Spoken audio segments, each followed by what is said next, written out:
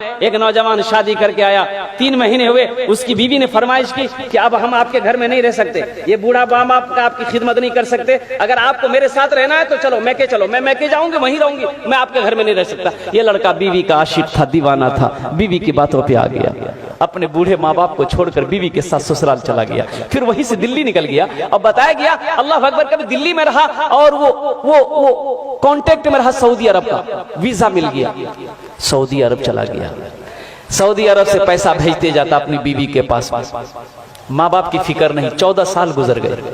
कितने साल गुजर? 14 साल का अरसा गुजर गया। इन 14 सालों में इस नौजवान ने 12 हज किए। कितने हज किए मेरे भाई? ये 12वां हज था। बैठकर खाना काबा के पास में हिचकियां बांध कर रो रहा है, ज़ारो कतार रो रहा है, तो पीछे से किसी ने कंधे पे हाथ रखा नौजवान का। ऐ नौजवान, कौन ऐसा गुनाह किया है, कौन ऐसा गुनाह किया है जो इस ज़ारो कतार से रो रहा है? ऐसा मैंने किसी को रोते हुए नहीं देखा। पलट कर देखा तो अल्लाह वाले एक बुजुर्ग हस्ती है, चेहरा सफेद है, सर पे अमामा बंधा है। कहा कि हजरत, ना जाने क्यों ऐसा लगता है कि मेरे दिल पे किसी ने ताला लगा दिया,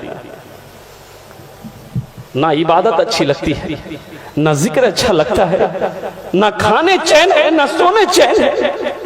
हजरत ये मेरा 12वां हज है, 12वां हज है मेरा, लेकिन ऐसा लग रहा है कि दिल में किसी ने ताला लगा दिया। तो अल्लाह वाले ने कहा कि लगता है तुमने किसी का दिल दुखाया है। हाँ, अरे सुभान अल्लाह, बोलो माशाअल्लाह, सुभान अल्लाह। लगता है तुमने किसी का दिल दुखाया है। तुम्हारी माँ है? माँ है, माँ है। बोला हाँ। बाप है? बोला हाँ। बोले कहाँ है? बोला पता नहीं। बोला पता नहीं, 14 साल हो गए मैंने माँ के चेहरे को नहीं देखा, बाप के चेहरे को नहीं देखा, पता नहीं मेरी माँ कैसे होगी, मेरा बाप कैसे होगा। तो अल्लाह वाले ने कहा कि फिर ये खाने काबा में बैठकर क्या कर रहा है, क्या कर रहा है? उठ जा भाग, अपनी माँ रूठे हुए माँ बाप से माफी मांग ले, अगर उन्होंने माफ कर दिया तो अल्लाह तेरे दिल के ताले को खोल देगा। सुभान अल्लाह, सुभान अल्लाह। खाने काबा में बैठकर क्या कर रहा है? जा, खाने काबा में बैठकर क्या कर रहा है? जा। ये नौजवान उठा, रोता हुआ उठा, अपना डेरा आया, रूम के अंदर में आया है और कुर्बान जाओ टिकट बनाने में लग गया, फ्लाइट पकड़ा, हिंदुस्तान की सरजमीन पर अपना कदम रखा, अल्लाह अकबर कबीरा, और गाड़ी ली, एयरपोर्ट से गाड़ी लिया, सीधे अपने गांव के लिए रवाना हुआ। लेकिन कुर्बान जाओ, और देखा कि गांव में बहुत सारी बिल्डिंगें बन गई है। 14 साल का अरसा गुजर गया, उसका घर की जगह पता नहीं। एक बूढ़े मियाँ घास काट रहे थे बेटे। इस नौजवान ने कहा कि थोड़ा पूछ लूं अब्बा के बारे में, मम्मी के बारे में। तो उनसे पूछा कि चचा, ये अपना बाप का नाम लेके पूछा कि अब्दुल्ला साहब का घर कौन सा है? तो बूढ़े मियाँ ने नीचे से ऊपर तक देखा उस नौजवान को, कहा कि कौन अब्दुल्ला मियाँ? वो बेचारे तब इस दुनिया में नहीं रहे। उसका एक नालायक बेटा था, अपने माँ बाप को छोड़कर चला गया, बेटा का गम बर्दाश्त ना कर सका, बेचारा इस दुनिया से रुखसत। इस नौजवान की आंखों से आंसू जारी हो गया। फिर वो नौजवान पूछता है कि उसकी बीवी का क्या बना? उसकी बीवी, अपनी माँ के बारे में पूछा कि उसकी बीवी का क्या बना? तो कहा कि वो उसकी बीवी बेचारी शौहर के मरने के बाद दूसरे के घर में काम करती थी, किसी तरह रोटी रोजी उनकी चलती थी, लेकिन अब सुने में उसको फालिज मार दिया है, बिस्तर पे पड़ी रहती है, जिसको होता है खाना लाकर देता है, जिसको नहीं होता खाना लाकर नहीं देता है। अब तो पता ये भी चला है कि उसकी आंखों की रोशनी भी खत्म हो गई। बस उनकी एक आखिरी ख्वाहिश ये की रट लगाती रहती है कि मौला उस वक्त तक मेरे जिस्म से रूह ना निकले जब तक कि मैं अपने बेटे के चेहरे को ना देख। ना जाने वो कौन नालायक बेटा है जो अपनी माँ को छोड़कर भागा हुआ है। अब माँ है कि उसके लिए जान कुर्बान करने को तैयार। ये नौजवान ज़ारो कतार रोने लगा, कांपते हुए कदम से अपने आंगन में कदम रखा है। चारपाई पे देखा कि एक ज़ईफा, एक बूढ़ी सुकर कर बैठी।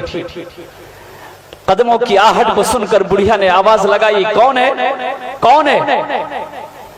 तो लरसते हुए आवाज में, कांपते हुए आवाज में इस नौजवान ने कहा कि माँ, तेरा गुनहगार बेटा तेरे सामने खड़ा।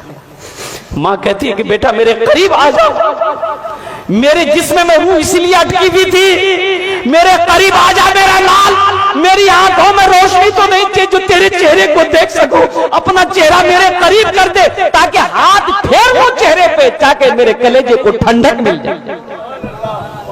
हाँ, पीते पीते दूध कभी चल में जब छुप जाते थे, पीते पीते दूध कभी चल में जब छुप जाते थे, खुद ठंडक में मां सोती गोदी में हम सो जाते थे। सुभान अल्लाह, सुभान अल्लाह जाते थे। उस पल को याद करो ना मेरे बच्चों, जब हम छोटे थे माँ की गोद में थे। ये हमारी माँ है बैठी, बहनें बैठी है। आज इनसे पूछो कुर्बान जाओ, बच्चे पखाना कर देता गोद में, माँ को नफरत नहीं होती। माँ नफरत नहीं करती औलाद से, अपने हाथों से उस गंदगी को साफ करती है, उस गंदगी को धोती है। और कुर्बान जाओ, बच्चे की तबीयत खराब हो जाए, माँ की आंखों से नींद खत्म हो जाती है। जब तक बच्चा सो ना जाए माँ को नींद नहीं आती। बताओ सही है कि नहीं है? इंशाल्लाह हाथ उठा के वादा करो अपने माँ बाप की खिदमत करेंगे इंशाल्लाह। जलसा सजाने वालों, मेरे नौजवानों, बच्चों सुनो, अगर ये जितने बैठे हैं ना यहाँ पर, जितने बैठे हो, अगर एक ने भी अगर अमल कर लिया इंशाल्लाह, एक ने भी अगर अमल कर लिया तो कसम खुदा की जलसा सजाने वाले का जलसा सजाना मकबूल हो जाएगा, आने वालों का आना मकबूल हो जाएगा, मुकर्रिर का तकरीर करना मकबूल हो जाएगा और सुनने वालों का सुनना मकबूल हो जाएगा। एक ने भी अगर अमल कर लिया, एक ने भी अगर अमल कर लिया, माँ बाप राजी, अल्लाह राजी, माँ बाप नाराज, अल्लाह नाराज। माँ बाप अल्लाह को राजी करना चाहते हो, माँ बाप को राजी कर लो, कसम खुदा की मेरा अल्लाह तुमसे राजी हो जाएगा, मेरा अल्लाह राजी हो जाएगा। कुरान में एक जगह नहीं, कई जगहों पर अल्लाह ने अपने साथ, अपनी इबादत के साथ साथ दूसरा जो हुक्म दिया वो ये हुक्म दिया कि अपने माँ बाप के साथ अच्छा सलूक करो, अपने माँ बाप के साथ अच्छा सलूक करो। रोजे का हुक्म नहीं दिया तुरंत अपनी इबादत के बाद कि मेरी इबादत कर चुका जाओ रोजा रखो, नहीं, अपनी इबादत के साथ अल्लाह ने कहा कि मेरे साथ किसी को शरीक ना बनाना, अपने माँ बाप के साथ अच्छा सलूक करना। अल्लाह अकबर कबीरा, कुर्बान जाओ।